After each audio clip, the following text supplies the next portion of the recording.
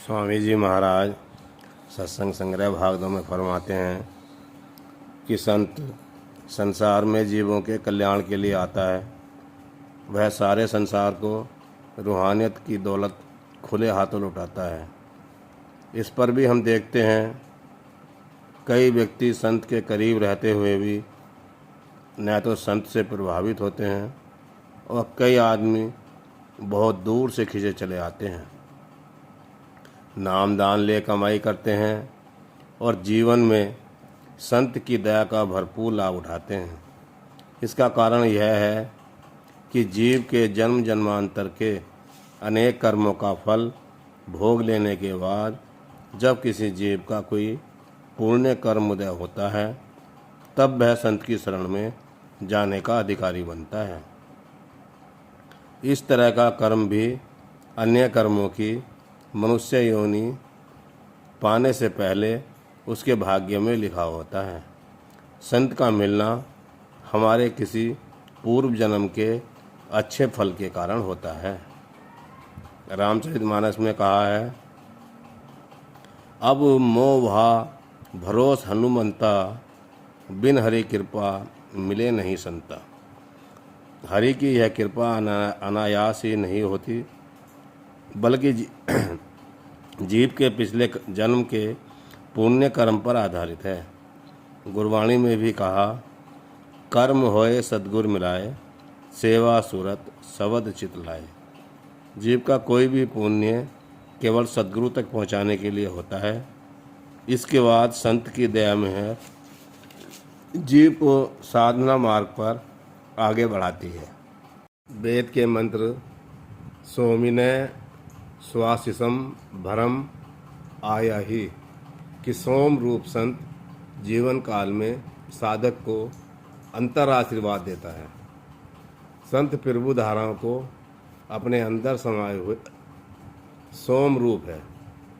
उसका दर्शन, उसका वचन और उसका अनुसरण करना सोम के समान फलदायक है। जब साधक का अंतर हृदय सांसारिक इच्छाओं से खाली हो जाता है तो संत उसे अपने प्यार और आशीर्वाद से लबालब भर देता है। जब संत सहज भाव से साधक के लिए कोई कामना करता है तो वह अवश्य पूर्ण होती है। संत के दर्शन का यही लाभ है। न जाने कब उसकी दया मेहर की नज़र साधक पर पड़ जाए और साधक का जीवन ही बदल जाए। नियामक संत साधक को अंतरला ठहराता है।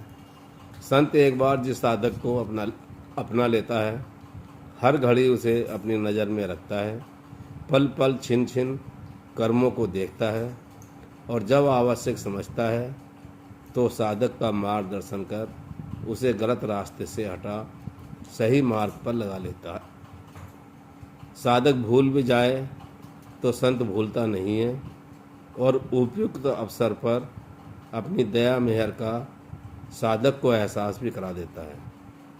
संत का हर घड़ी यही प्रयास रहता है कि साधक बाहरी विषय वासनाओं से छूटकर ब्रह्मरंध में प्रभु सामीप्य में ठहर जाए। तब पात्राणि धर्मणः अनाथृत्य। प्रभु रूप संत पात्र को वासना नाशक धारा दे पवित्र बनाता है। इस मंत्र में संत के लिए तब शब्द का प्रयोग हुआ है।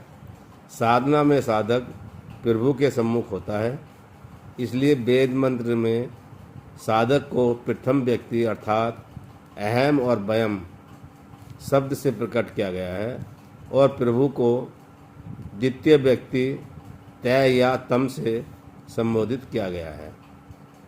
तब में तय प्रभु धारा के लिए और वह शरीरधारी मनुष्य के लिए आया है। तब का भाव है प्रभु धारा देहधारी संत। प्रभु की धारा वासना नाशक है। वासना मिटा जीव को प्रभु की ओर ले जाती है। यही धर्म है।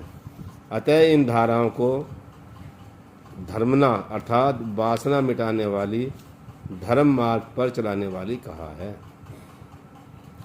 संत संसार में केवल उन्हीं जीवों के लिए आता है जो अपने पूर्व जन्मों के कर्मों के फलस्वरूप उसकी शरण में जाने के अधिकारी हैं, वही संत के जीव हैं।